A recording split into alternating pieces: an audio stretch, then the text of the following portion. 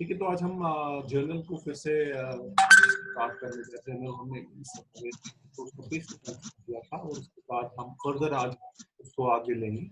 Journal को पढ़ने से पहले मैंने आपको कहा था कि बेसिक कॉन्सेप्ट, ठीक है, तो बेसिक कॉन्सेप्ट क्या है वो हम आज देख लेते हैं।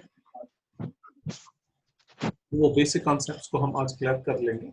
उसमें अब सबसे पहले आपको ये इम्पोर्टेंट पॉइंट को समझना जरूरी है। जैसे पहला मैंने कहा था कि एक पर्सनल अकाउंट होता है, पर्सनल अकाउंट, और दूसरा हमने पढ़ा था कि जिसको हम कहते हैं बेटे रियल अकाउंट, ठीक है, रियल अकाउंट, और तीसरा जिसको हमने कहा था nominal account.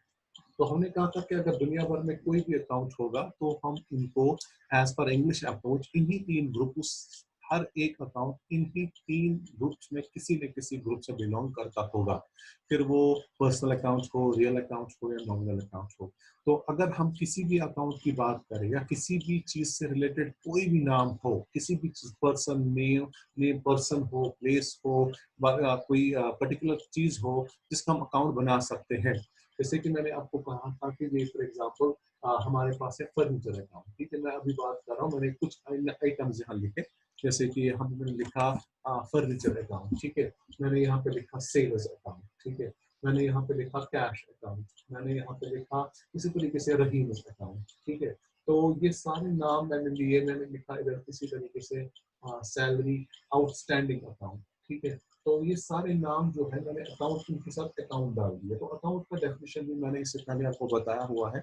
What is an account? Account is a group और summary of relevant transactions which is a particular head and which can be represented in a T form, and the T form means which have two sides, one is a debit side and one is a credit side. So every account has got two sides, one is a debit side and second one is a credit side. So अब जो debit और credit है, तो सबसे important चीज है ना कि हमें पहचानना है कि अगर कोई भी अकाउंट हमें होगा या कोई भी ट्रांजैक्शन हमने की होगी, उस ट्रांजैक्शन में सबसे पहले हमें जर्नल को करने से पहले, जर्नल को सीखने से पहले ये जरूरी है कि हमें एक ट्रांजैक्शन को पहले परखना आना चाहिए। हाउ वी कैन डिटरमाइन और how we can evaluate the transaction, और वो उस ट्रांजैक्शन को इवेलुएट हम कैसे करें, उस ट्रांजैक्शन को हम प्रॉपरली पता कैसे करें कि इसमें कौन से अकाउंट्स इन्वॉल्व होते हैं और इनको कैसे हमें ट्रीट करना है, अकाउंटिंग ट्रीटमेंट उसका किस तरीके से होगा। वो सारी चीजें जानने के लिए आपको सबसे पहले इम्पोर्टेंटली नेचर ऑफ अकाउंट्स को पता होना चाहिए। सो अब जो हम पहले देखने जा रहे हैं, हमें कोई भी ट्रांजैक्शन अगर हमें दी गई होगी, से कोई भी ट्रांजैक्शन अगर हमें दी गई होगी, उसकी एनालिसिस करनी हमें आना जरूरी है। We first know how we can analyse a transaction. एक ट्रांजैक्शन जो भी आपको दी है, ट्रांजैक्शन का मतलब कोई भी लेन देन, जिसमें कोई या तो गेनिंग एस्पेक्ट होगा या तो सैक्रिफाइसिंग एस्पेक्ट होगा, या मैंने कहा था जिसमें कोई गिविंग इफेक्ट होगा या टेकिंग इफेक्ट होगा, जिसको हम कोई भी लेन देन कहते हैं। कोई भी लेन देन जो भी हमारे बिजनेस का हो, जिसमें मॉनेटरी फॉर्म, जिसमें मॉनेटरी टर्म्स में हम उसको रिप्रेजेंट कर सकते हैं, फाइनेंशियल ट्रांजैक्शन जिसको कहते हैं। कैसे एक फाइनेंशियल ट्रांजैक्शन को रिकॉर्ड किया जाए, उसके लिए सबसे पहले उस ट्रांजैक्शन को हमें परखना आना चाहिए। परखने का मतलब क्या है, उसको हमें एनालिसिस करने आना चाहिए, उसके ऊपर एनालाइज करना आना चाहिए। एनालाइज का क्या मतलब होता है सर, कि हमें एक ट्रांजैक्शन में कितने अकाउंट्स इन्वॉल्व होते हैं, कौन कौन सा अकाउंट, किस किस नाम का अकाउंट, पहले हमें ये पता करना है। सर हमें अगर आप हमें ये बताइए सर, अगर हमें एनालिसिस ऑफ ट्रांजैक्शन सीखना है, एक ट्रांजैक्शंस की एनालिसिस, हमें तो अकाउंटिंग इक्वेशन अब पढ़ी हुई है, अगर हमें ट्रांजैक्शंस की एनालिसिस करनी है, उसको जांच पड़ताल करनी, क्या मतलब होता है एनालिसिस करने का।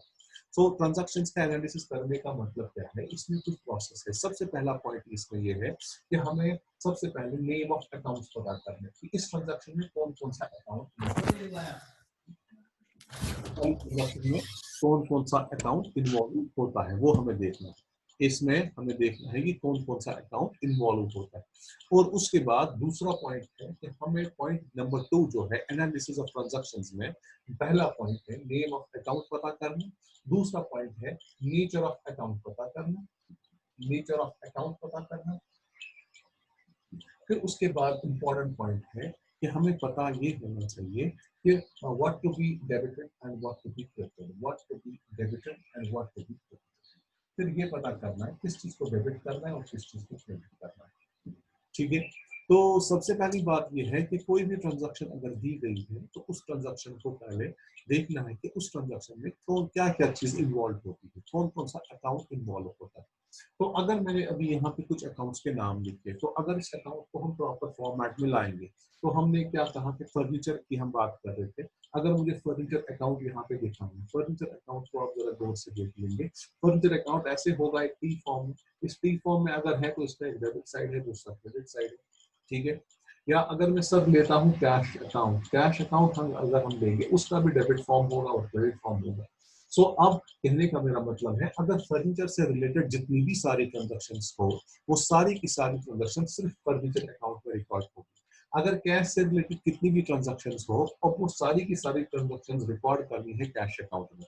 सो जो जिस जिस हेड का अकाउंट होगा, उस हेड के अकाउंट में उसी टाइप की ट्रांजैक्शन को रिकॉर्ड किया जाता है। सर आवाज मग कमी सो ट्रांजैक्शंस को जो भी हमें रिकॉर्ड करना है, ट्रांजैक्शन जितने भी हमें रिकॉर्ड करने हैं, वो सारी ट्रांजैक्शन जितनी भी हमारे पास है, उनको हम रिकॉर्ड करने के लिए क्या करते हैं, उनका अकाउंट पहले पता करते हैं कि अकाउंट कौन सा है, और अपने अकाउंट के अपनी ट्रांजैक्शंस अपनी अकाउंट में रिकॉर्ड की जाती है। जैसे कि अगर मेरे पास कोई भी ट्रांजैक्शन रहीम से रिलेटेड है, तो वो अपने रहीम अकाउंट में डालनी है। अगर कोई भी ट्रांजैक्शन हमारे पास है सेल्स से रिलेटेड, वो हमें सेल्स अकाउंट में डालनी है। अगर हमें कोई भी ट्रांजैक्शन है, जैसे फॉर एग्जांपल फर्नीचर से रिलेटेड, उसको हमें फर्नीचर में डालना है। अब आपने कहा कि सर हमें ये बात तो समझ आ गई कि हमें किस पर्टिकुलर ट्रांजैक्शन को किस अकाउंट में रिकॉर्ड करना है, लेकिन सर ये बात भी बताइए कि हर एक अकाउंट को आपने कहा कि दो साइड्स होते हैं, एक होता है डेबिट साइड, दूसरा होता है क्रेडिट साइड। सर मैंने एक ट्रांजैक्शन देखी जिसमें फर्नीचर इन्वॉल्व होता है। सो फर्नीचर से रिलेटेड ट्रांजैक्शन को मुझे फर्नीचर अकाउंट में, मैंने अपनी चीज सीखी कि मुझे फर्नीचर से रिलेटेड ट्रांजैक्शन को फर्नीचर अकाउंट में ही रिकॉर्ड करना है। लेकिन जब मैं फर्नीचर में हम इसको रिकॉर्ड करेंगे, सर ये बताइए कि फर्नीचर में दो साइड्स है, एक डेबिट साइड है और दूसरा क्रेडिट साइड है। सर अब ये क्वेश्चन क्लियर कर लीजिए हमें कि जो ट्रांजैक्शन फर्नीचर से रिलेटेड है, ये बात तो हमने समझ ली, इसको फर्नीचर अकाउंट में ही रिकॉर्ड करना है।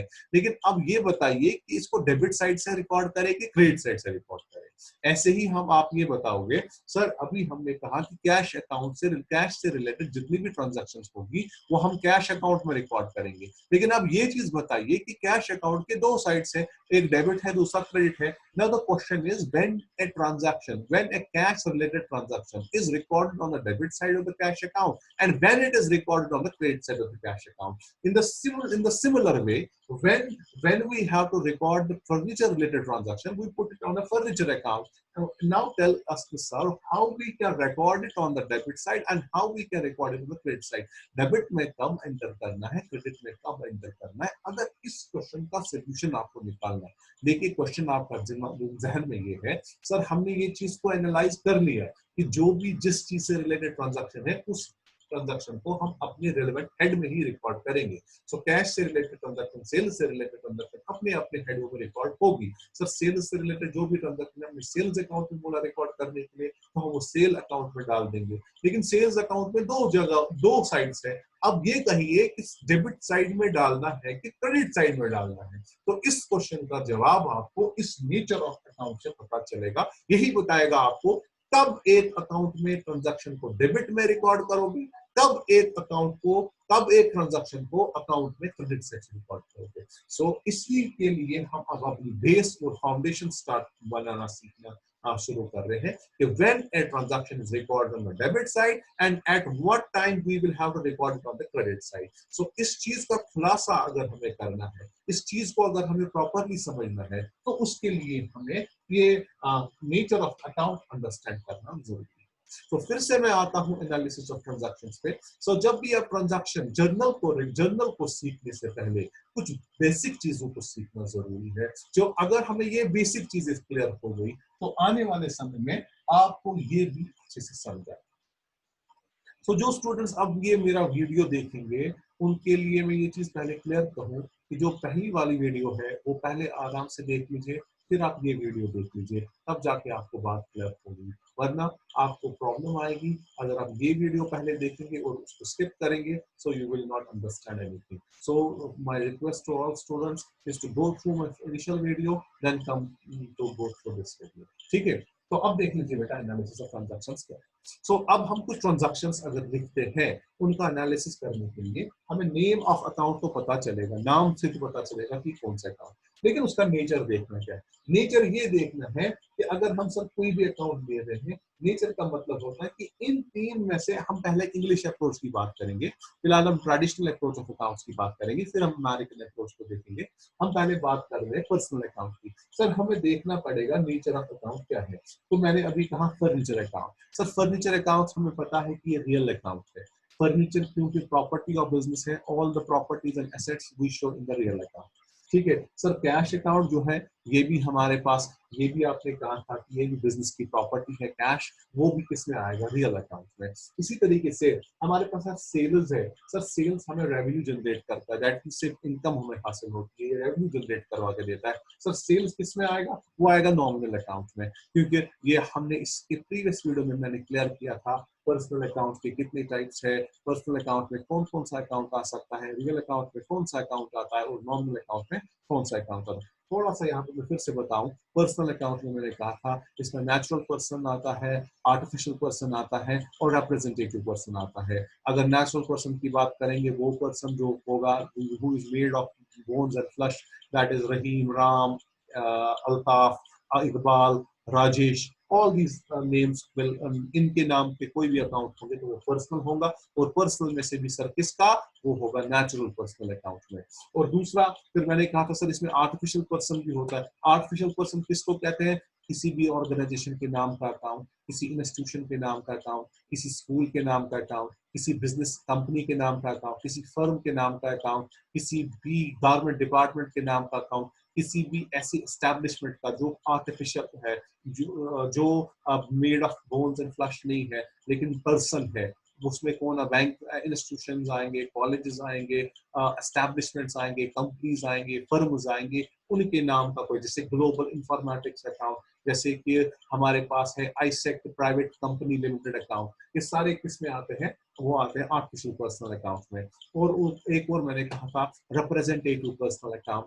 रिप्रेजेंटेटिव किसको कहते हैं, जो हमें बहुत सारे पर्सन्स को एक ही साथ अगर रिप्रेजेंट करना हो तो हम उसको रिप्रेजेंटेटिव पर्सनल अकाउंट होगा। जैसे कि मुझे सैलरी एम्प्लॉयज को देनी है, मेरे पास 50 एम्प्लॉयज है, अभी 50 में से मैंने 30 एम्प्लॉयज की सैलरी निकाली है, 20 की अभी नहीं निकाली है, तो वो 20 की सैलरी जिनको नहीं निकली है वो है सैलरी आउटस्टैंडिंग। सो जो सैलरी आउटस्टैंडिंग है, असल में ये सैलरी आउटस्टैंडिंग उन 30 एम्प्लॉयज को रिप्रेजेंट करता है जिनकी तनख्वाह मैंने अभी नहीं निकाली है। तो वो अब मैं इन एज salary outstanding account, B salary outstanding account, C salary में अलग अलग नामों से नहीं रखूंगा, हम इसको एक ही अकाउंट बनाएंगे। वो नाम क्या रहेगा, सैलरी आउटस्टैंडिंग अकाउंट। अब ये सैलरी आउटस्टैंडिंग अकाउंट एक्चुअली क्या करता है, ये उन 20 या 30 एम्प्लॉयज को रिप्रेजेंट करता है जिनकी तनख्वाह मैंने अभी नहीं निकाली है। सो अगर किसी भी पर्सन, नेचुरल या आर्टिफिशियल पर्सन को, अगर बहुत सारे वो पर्सन होंगे और आपको उनको एक ही पर्टिकुलर टर्म से रिप्रेजेंट करना है, तो उसके लिए आप रिप्रेजेंटेटिव पर्सनल अकाउंट, फिर वो सैलरी आउटस्टैंडिंग हो, सैलरी एडवांस हो, प्रीपेड और आउटस्टैंडिंग जिसके अकाउंट के साथ जुड़ेगा वो आपके होंगे रिप्रेजेंटेटिव पर्सनल अकाउंट। और उसके बाद मैंने कहा था real account, all the properties which belongs to the business, all the assets whether tangible or intangible which belongs to the business are come under the head real account. And then nominal account, all expenses, all losses, all gains, all income, they will come under the head nominal account. And now what we will have to do, name of account हमें पता करना है, nature of account पता करना है, और फिर उसके बाद किस चीज को डेबिट करना है, किस चीज को क्रेडिट करना है, वो तीन चीजें पता करनी है। तो पर्सनल अकाउंट को अगर हम पूछते हैं, सर अगर कोई भी अकाउंट पर्सनल अकाउंट से हमें पता चला, हमें पर्सनल अकाउंट ही बताएगा कब उसको डेबिट करना है, कब क्रेडिट करना है। देखिए क्या कहता है पर्सनल अकाउंट, क्या कहता है वो जरा गौर से देख लीजिए। पर्सनल अकाउंट क्या कहता है आपको, कहता है डेबिट द रिसीवर। क्या कहता है, debit the receiver, credit the giver, debit the receiver, credit the giver. So जो भी पर्सन रिसीव कुछ करेगा, किसी भी चीज को रिसीव करेगा, कैश को रिसीव करेगा, गुड्स को रिसीव करेगा, किसी भी चीज को रिसीव करेगा, कोई भी पर्सन, नेचुरल, आर्टिफिशियल या रिप्रेजेंटेटिव पर्सन, ये अगर कोई चीज रिसीव करेंगे तो उस समय डेबिट किए जाएंगे। अगर वो किसी को देंगे, अगर कोई पर्सन किसी को पैसा दे रहा है, किसी को कोई गुड्स दे रहा है, किसी और चीज को दे रहा है, तो वो बन गया गिवर। तो अगर वो गिवर है तो वो क्रेडिट होगा। सो पर्सनल अकाउंट की फॉर्मूला क्या है? Debit the receiver, credit the giver. और रियल अकाउंट जो है, रियल अकाउंट की फॉर्मूला क्या है बेटे, वो जरा देख लीजिए। रियल अकाउंट की फॉर्मूला है debit what comes in, debit what comes in, credit what goes out. So हमारे पास जो भी रियल अकाउंट की फॉर्मूला है, रियल अकाउंट क्या कहता है? Debit what comes in, credit what goes out, debit what comes in, credit what goes out, what goes out. So जो भी कोई भी एसेट, कोई भी प्रॉपर्टी, वेदर टैंजिबल इनटैंजिबल, अगर वो बिजनेस में आपके पास आता है तो उसको डेबिट कर लो, अगर वो आपके बिजनेस से निकल रहा है तो उसको क्रेडिट कर लो। और नॉमिनल अकाउंट की फॉर्मूला क्या है? Debit all expenses and losses, debit all expenses and losses, credit all gains and income, credit all gains and incomes, debit all expenses and losses, credit all gains and incomes. बात आपको समझ आ रही है? सो हमारे पास personal account क्या कहता है? Debit the receiver, credit the giver. Real account क्या कहता है? Debit what comes in, credit what goes out. Nominal account क्या कहता है? Debit all expenses and losses, credit all gains and incomes. Personal account की आप एक और फॉर्म में याद रखेंगे, वो क्या है? वो है debit the debtor, debit the debtor, credit the creditor, debit the debtor, credit the creditor. एक और फॉर्मूला है इसकी, debit the debtor, credit the creditor.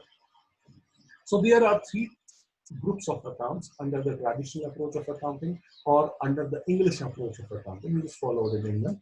तो उसमें क्या कहता कहा जाता है कि तीन ही टाइप के ग्रुप्स ऑफ अकाउंट्स है, एक पर्सनल, दूसरा रियल और तीसरा नॉमिनल। तो पर्सनल की फॉर्मूला क्या है? पर्सनल, अगर अब कोई भी अकाउंट का नाम हमने पता किया, सो पहले मैं अभी जो आपको समझा रहा था, analysis of transactions. Analysis of transactions में पहला पॉइंट है कि नेम ऑफ अकाउंट पता करना। तो हमने देखा कि एक ट्रांजैक्शन में कौन सा अकाउंट इन्वॉल्व हुआ है, उसका नाम हमने जान लिया। नाम जानने के बाद हम फिर उस नाम को जानने के बाद उसका नेचर देखेंगे। नेचर का मतलब होता है कि वो इन तीनों में से किससे बिलोंग करता है, क्या वो पर्सनल अकाउंट से बिलोंग करता है, रियल से बिलोंग करता है कि नॉमिनल अकाउंट से बिलोंग करता है। एक अकाउंट जिसका नाम आपको पता चला, मान लीजिए मुझे एक अकाउंट पता चला कि एक अकाउंट का नाम है, एक ट्रांजैक्शन में इन्वॉल्व हुआ एक अकाउंट जिसका नाम है कैश अकाउंट। अब मैं कैश अकाउंट को, cash account is the name of account. अब इसके बाद मुझे नेचर देखना है। नेचर कैसे पता चलेगा? नेचर पता चलेगा, अब हम ये पता करना है इन तीनों में से किससे बिलोंग करता है, क्या ये पर्सनल से बिलोंग करता है, रियल से बिलोंग करता है कि नॉमिनल से बिलोंग करता है। पहला पॉइंट, नेम ऑफ अकाउंट पता करना। हमने ट्रांजैक्शन में ये देखा कि अकाउंट कौन सा इन्वॉल्व हुआ है, उसका नाम क्या है। अब दूसरा पॉइंट, उसका नेचर पता करो। नेचर क्या है, क्या पर्सनल है, रियल है कि नॉमिनल है। ठीक है, अब जब ये आपको पता हुआ कि नेचर ऑफ अकाउंट क्या है, तो नेचर ऑफ अकाउंट ही आपको बताएगा कि इस वाले कैश अकाउंट में डेबिट में एंट्री करनी है कि क्रेडिट में एंट्री करनी है। सो नेचर ऑफ अकाउंट ही आपको बताएगा क्या इसमें डेबिट साइड से एंट्री करनी है कि क्रेडिट साइड से एंट्री करनी है। बात एक ट्रांजैक्शन से अंडरस्टैंड करते हैं। मैं यहाँ पे आपको एक ट्रांजैक्शन लिखता हूँ। मैंने लिखा ऐसे, आप गौर करेंगे बेटे, मैंने एक ट्रांजैक्शन लिखा, received cash, received cash rupees 5,000 from Ayman, from Ayman। ये मैंने एक ट्रांजैक्शन ली, ठीक है, मैंने एक ट्रांजैक्शन लिखी। हम मुझे इसकी एनालिसिस करनी है, मुझे क्या करनी है, इसकी एनालिसिस। अब मुझे एनालिसिस कैसे करनी है वो जरा गौर करके देख लीजिए। एक ट्रांजैक्शन मुझे दी गई है, मुझे एनालिसिस करनी है। एनालिसिस में पहले क्या होता है, फर्स्ट ऑफ ऑल आपको देखना है कि कौन कौन सा अकाउंट इन्वॉल्व होता है और उसका नेचर क्या है। तो सबसे पहले मैंने देखा इसमें कैश अकाउंट इन्वॉल्व हो रहा है। दूसरा मैंने देखा इसमें आयमन लिखा है, तो आयमन से अकाउंट भी आएगा। दो अकाउंट आए, एक आया कैश अकाउंट, दूसरा क्या आया, आयमन account. So name of account मैंने पता कर दिया। एनालिसिस में पहला पॉइंट क्या था, पता करना नेम ऑफ अकाउंट। एनालिसिस में मैंने क्या बोला था, पहला नेम ऑफ अकाउंट पता करना, ठीक है। उसके बाद नेचर ऑफ अकाउंट, दूसरा मैंने क्या कहा था इधर, नेचर ऑफ अकाउंट, ठीक है। फिर क्या था, what is to be debited, what to be credited, ठीक है। पहला पॉइंट क्या था, name of account. Name of account मैंने देखा इस वाली transaction. What we are doing analysis of transactions. Point number 1, what we have to analyse, first of all check out the nature, check out the name of the accounts involved in the transaction. इस account पे हमने देखा एक cash involve हुआ है, वो है 5000 और आयमन हुआ है इन्वॉल्व, ठीक है। तो अब पता करना है नेचर ऑफ अकाउंट। क्या करना है पता? Nature of account. Nature of account में क्या करना है पता कि कैश अकाउंट किससे कर, this is real account. Cash क्या है? Real account. अब उसके बाद क्या है? Ayman's account. Ayman's account is what? It's a personal account. और पर्सनल में भी कौन सा? Natural personal account. आपको बात समझ आ गई? अब यहां तक हमने ये देखा कैश अकाउंट क्या है। पहला हमने क्या देखा? Name of accounts involve in transaction, तो पॉइंट नंबर 1 हो गया। दूसरा पॉइंट हमने अब क्या देखा? Nature of the accounts. Nature of account, तो कैश अकाउंट का नेचर रियल, आयमन अकाउंट का नेचर पर्सनल। अब हम क्या देखेंगे? Real account. तो रियल अकाउंट की फॉर्मूला क्या कहती है उससे पता चलेगा सर जो डेबिट करना है। सर एक और एग्जांपल दीजिए। हाँ, अब देखेंगे हम जैसे परचेज्ड गुड्स ऑन कैश ₹500, ठीक है। दूसरा मैंने लिखा परचेज्ड गुड्स ऑन क्रेडिट, ठीक है, फ्रॉम रमेश ₹500। तो 2 ट्रांजैक्शन अब और है ना, इसकी एनालिसिस भी कर लेते हैं। सबसे पहले देखेंगे इसमें इन्वॉल्व क्या क्या होता है। इसमें एक इन्वॉल्व हो गया परचेज अकाउंट और इसमें इन्वॉल्व हुआ कैश अकाउंट। देखिए कैसे, परचेज है ना, गुड्स तो हम नहीं लेते, गुड्स के बदले परचेज, और कैश हुआ है, कैश पे तो हुआ गया 2 अकाउंट, पर्सनल परचेज अकाउंट भी आउट, इसमें आ गया कैश। अब इसका नेचर देखना है। परचेज क्या है? हमारे बिजनेस के लिए जो परचेज है ना वो एक्सपेंस है, हमें एक्सपेंस करना पड़ता है, ये पहले पैसे अपनी जेब से निकालने पड़ते हैं, माल खरीदना पड़ता है। तो ये परचेज हो गया, तो ये आपका एक्सपेंस है। तो एक्सपेंसेस, ये आपका एक्सपेंस अकाउंट है। एक्सपेंसेस किससे बिलोंग करते हैं? नॉमिनल अकाउंट से। क्या आ गया? Nominal account. और आपका कैश है, कैश हमें पता है ये रियल अकाउंट है। आपको बात समझ आ गई? अब दूसरा है purchase goods on credit from Ramesh. इसमें एक अकाउंट क्या आएगा? इसमें एक अकाउंट आएगा परचेज अकाउंट। आज कैश नहीं है, आज आएगा इसमें रमेश, और दूसरा अकाउंट आ गया रमेश अकाउंट। बात आपको समझ आई?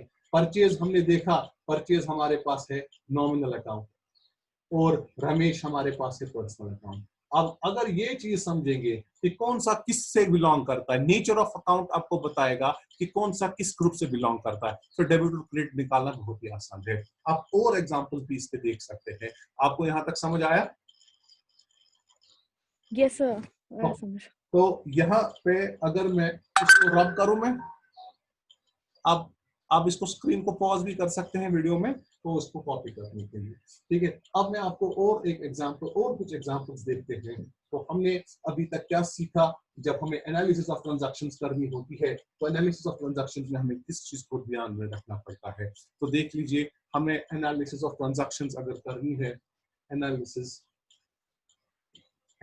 ऑफ ट्रांजैक्शंस, हमें क्या करना है? Analysis of transactions. So analysis of transactions में पहला पॉइंट क्या है? आप name of account, name of account को पता करो। दूसरा क्या है? नेचर ऑफ अकाउंट को पता करो। तीसरा क्या है? What to be debited, what to be debited and what to be credited. किसको डेबिट करना है, किसको क्रेडिट करना है। ये 3 चीजें अगर हमें समझ आई, फिलहाल हम 2 चीजों को समझ लेते हैं, तीसरा फिर खुद समझ आएगा। मैंने एक और ट्रांजैक्शन ली हुई है, रहीम। मैं ट्रांजैक्शन अब ले रहा हूं, आप देख सकते हैं। रहीम commenced business with cash ₹50,000, ठीक है। आपको पता होगा इसमें रहीम कमेंस बिजनेस कर रहा है, तो कमेंस कितने से कर रहा है? 50,000 से। अकाउंटिंग इक्वेशन को जहन में रखना। तो इसमें हमारे पास एक आया, हमने नेम ऑफ अकाउंट पता किए, कैश अकाउंट है पहला, और दूसरा इसमें आया कैपिटल अकाउंट, क्योंकि इसमें बिजनेस हमारा, इसमें हमें पहली बार पैसा आ रहा है, ठीक है। कैपिटल जो है, कैश अकाउंट जो है बेटे, इसका अब ये तो हो गया यहाँ तक नेम ऑफ अकाउंट पता करना। अब ये हमने क्या पता किया? यहाँ तक हमने पता किया पहला चीज, वो है name of account involve in the transaction. अब दूसरा चीज क्या पता करना है? That is a nature of account. क्या पता करना है बेटा? Nature of account. Nature of account कैसे पता करेंगे? नेचर ऑफ अकाउंट को पता करने के लिए हम सबसे पहले देखेंगे जो कैश अकाउंट है, ये जो सर कैश अकाउंट है, ये कैश अकाउंट आपका, ये कैश अकाउंट जो है इस कैश अकाउंट को हम किस में डालते हैं? कैश अकाउंट सर हमारा रियल अकाउंट हो गया। और जो कैपिटल अकाउंट है ये तो सर बिजनेसमैन को रिप्रेजेंट करता है, तो दिस इज पर्सनल अकाउंट। आपको बात समझ आई? तो हमने नेम ऑफ अकाउंट पता किया, दूसरा हमने इसके साथ पता किया नेचर ऑफ अकाउंट। अब हम किसी और ट्रांजैक्शन को भी देख सकते हैं, आप और ट्रांजैक्शन को भी देख सकते हैं। कैसे करेंगे देख लीजिए। एक और ट्रांजैक्शन में देख सकता हूँ, आपको दिखाऊंगा कि आप कोई भी ट्रांजैक्शन करें, ठीक है। हम लिखेंगे परचेज फर्नीचर ऑन कैश ₹5,000, ठीक है। नेम ऑफ अकाउंट पता करना है ना, तो पहले बात है कि इसमें सर हमारा फर्नीचर अकाउंट आ गया। दूसरा हमें सर इसमें कैश अकाउंट आ गया। सो हमने तो पता कर दिया। तो अब हम देखेंगे जो फर्नीचर अकाउंट है ये रियल अकाउंट है सर, जो कैश अकाउंट है ये भी रियल अकाउंट है। फिर what is to be debited credit फिर बाद में देखेंगे, फिलहाल हम दो ही देख रहे हैं, दो चीजें। यहां तक आपको समझ आया? Is this clear? हाँ, बात आपको आ रही है मेरी? Yes, sir. Yes, sir. Yes, Yes, sir. sir. Okay. Now उसके बाद अगर हम कुछ और ट्रांजैक्शन लेंगे, से फॉर एग्जांपल हमने ट्रांजैक्शन एक ले ली, डिपॉजिटेड कैश इनटू बैंक। हमने एक ट्रांजैक्शन ली, मैं लिख रहा हूँ एक और transaction deposited cash into bank. तो कैसे करेंगे देख लीजिए। नेचर पता करना जरूरी है, तो मैंने नाम ट्रांजैक्शन का रखा क्या? Deposited cash into bank. Rupees कितना है वो हम बाद में देखिए। सो हमने देखा डिपॉजिट कैश इनटू बैंक। इसमें सर नेम ऑफ अकाउंट एक तो आएगा कैश अकाउंट, एक तो सर इसमें आया कैश अकाउंट, और सर इसमें एक और आया बैंक अकाउंट, ठीक है। सर नेचर इसका पता करते हैं। सो कैश अकाउंट जो है, सो कैश अकाउंट जो हमने यहाँ पे लिखा ये हमारा रियल अकाउंट के ग्रुप से बिलोंग करता है।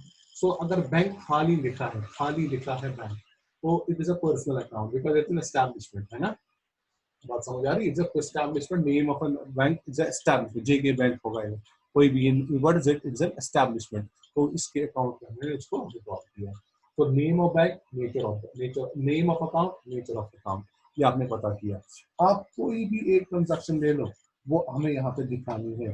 तो आप जैसे कि हमने देखा रिसीव्ड या पेड कैश टू फहीम, हमने एक और ट्रांजैक्शन ली, पेड कैश टू फहीम, हमने फहीम को कैश पे किया, ठीक है। पेड कैश टू फहीम, देखिए paid cash ₹500 to Faheem.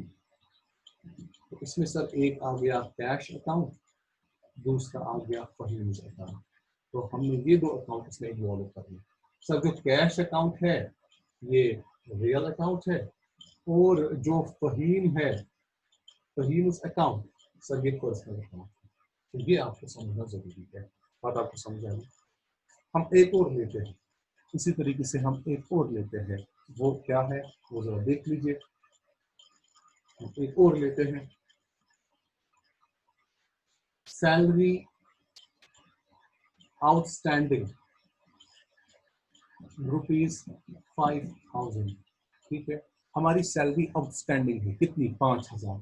Sir इसमें कौन कौन सा अकाउंट आएगा? एक आएगा खुद सैलरी जो है ही है, जो हमें देनी थी लेकिन हमने नहीं दिया, और दूसरा हमने है सैलरी आउटस्टैंडिंग अकाउंट। तो इसमें दो अकाउंट आ गए, एक तो खुद वो नाम, और दूसरा अकाउंट बनेगा इसका आउटस्टैंडिंग।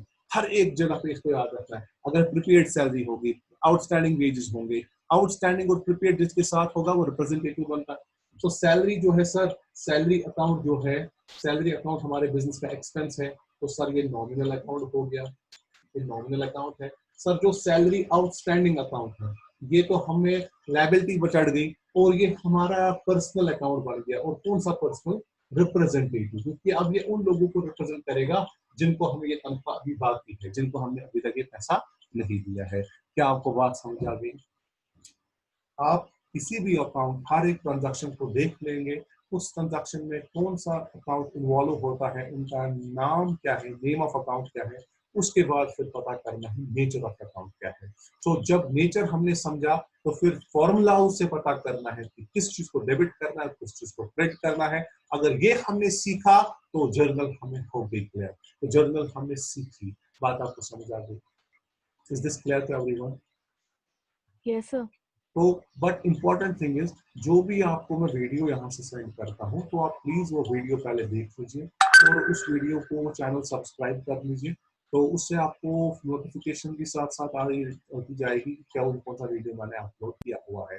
सो क्योंकि ये इम्पोर्टेंट इतना है कि आपको फिर ही कंसेप्ट समझे कि अगर मैंने इससे पहले का वीडियो आपने पूरा नहीं देखा होगा तो दूसरे क्लास में आपको प्रॉब्लम आएगी। तो इस पहला वीडियो आपको देखना जरूरी है, फिर आप इस वीडियो को आसानी से समझेंगे। जैसे कि परसों कल हम एक और वीडियो अपलोड करेंगे तो आप कल वो डायरेक्टली कोई स्टूडेंट वो देखेगा, उसने पहले 2 वीडियो नहीं देखे होंगे तो उसको बहुत प्रॉब्लम आएगी समझने में। तो इसलिए ये मैं आपसे क्लियरली कहना चाहता हूँ कि आप पहले प्रीवियस वीडियो सारे देख लीजिए, उनको पूरा अंडरस्टैंड करिए। उसमें अगर कोई क्वेरी है, आपको कोई क्वेश्चन है, आप मेरे से शेयर करें, आप मुझे अपने ग्रुप में लिखें तो मैं आप उसको वापस क्लियर कर लेता हूँ, फिर जाके हम आगे और आगे पढ़ सकते हैं। एक सीक्वेंस जब तक आप मेंटेन नहीं रखेंगे तब तक हमें कोई भी कॉन्सेप्ट पूरा क्लियर नहीं होगा।